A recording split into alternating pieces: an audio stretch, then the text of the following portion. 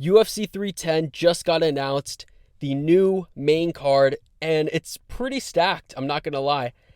I was making this video before it got announced, so I kind of was hoping that it was going to be kind of trash so that I could really build a really good card. But I don't have much to do right now, I'm going to be honest. And Shavkat versus Ian Gary, I knew that the interim title wasn't going to be on the line.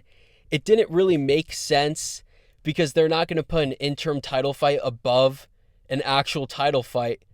So then there's no real point of having it there because, Pantoja, Kaya Sakura, not really a great main event, but the rest of the card is pretty good. Buckley, Colby Covington, Tampa main event. I want to see a press conference. I get it's a fight night. We have to see it. It could just be Buckley versus Colby. Maybe a sit-down interview, a Zoom interview on ESPN, something like that. That's a really good fight. Shavkat, Ian Gary, I did not think that this was going to get made because I did not think anyone was going to step up to fight Buckley, let alone Colby Covington of all people. So I figured, okay, they need a main event for Tampa. They're not going to have Dern as a main event. So they're going to keep that fight and they're going to tell Shavkat, you'll fight Belal in March, April, sometime then. And I thought that Shavkat wouldn't be on this card, to be honest. So I'm pretty shocked. Luque versus Themba. It's an all right fight. I don't want to see Luque fight. But regardless, this is really shocking. I was not expecting this at all. Again, Nick Diaz, we knew he wasn't going to make it. After seeing this video, it makes me feel bad. But he's just not there to fight. He's too old. He's not mentally there. We just saw Mike Tyson get beat up. We don't want to see this. But yeah, the main card and the card in general is pretty good. Pantoja, Kaya Sakura, not a great main event, to be honest. Not really a good main event at all. And that's part of the reason why I want to fix this card. Shavkat, Ian Gary, great co-main event, 5 rounds. And a lot of the stuff is kind of cleared up for the welterweight division. We know the winner of that fight gets the title shot. And Shavkat, he deserved a title shot, kind of, not really. If he beats and finishes Ian Gary, he definitely deserves it. Same with Ian Gary. And you also have Colby versus Buckley.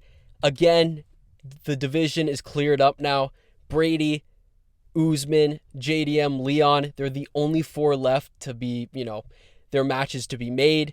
They're going to London in March, Australia in February.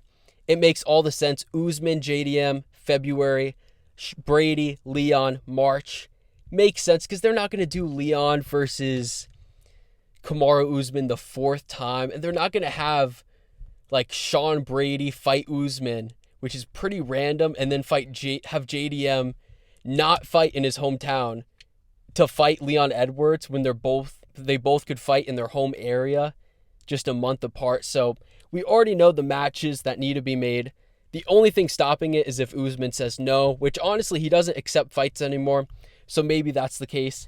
Surreal Gone, Volkov, featured fight. Really good featured fight. We may change that in a little bit.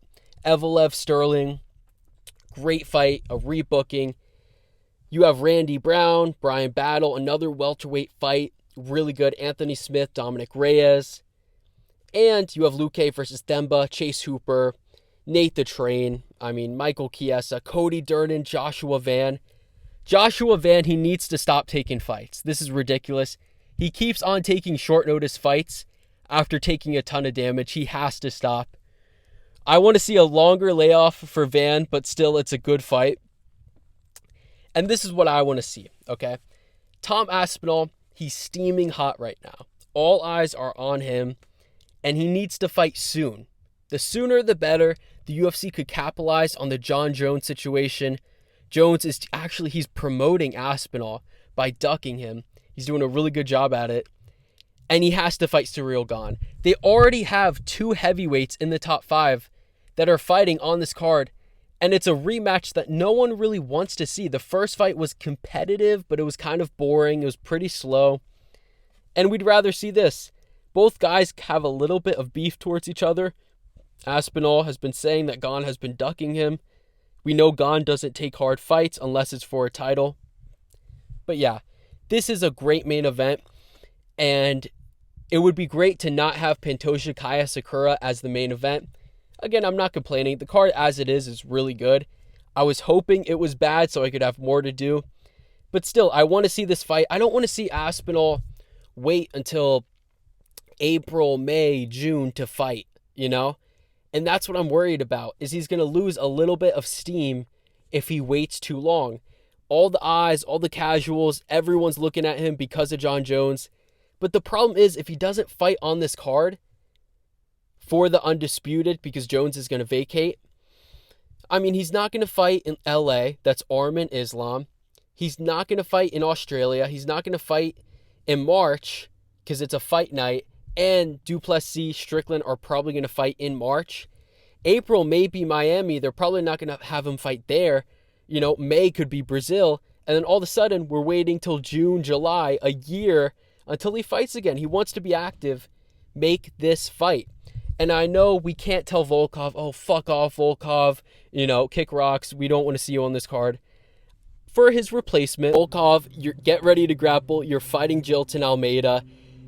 You know, this is a hard fight to take on short notice, but it's a clear number 2 contender fight. We're doing the same thing in the welterweight division.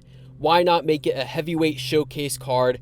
The problem is Almeida is fighting in January. He's fighting Sergey Spivak, a pretty good matchup, and we can't tell Spivak to fuck off. You know, we can't do it to Volkov. We can't do it to Spivak. Spivak, get ready because you're fighting Curtis Blades, UFC 311, January, Los Angeles.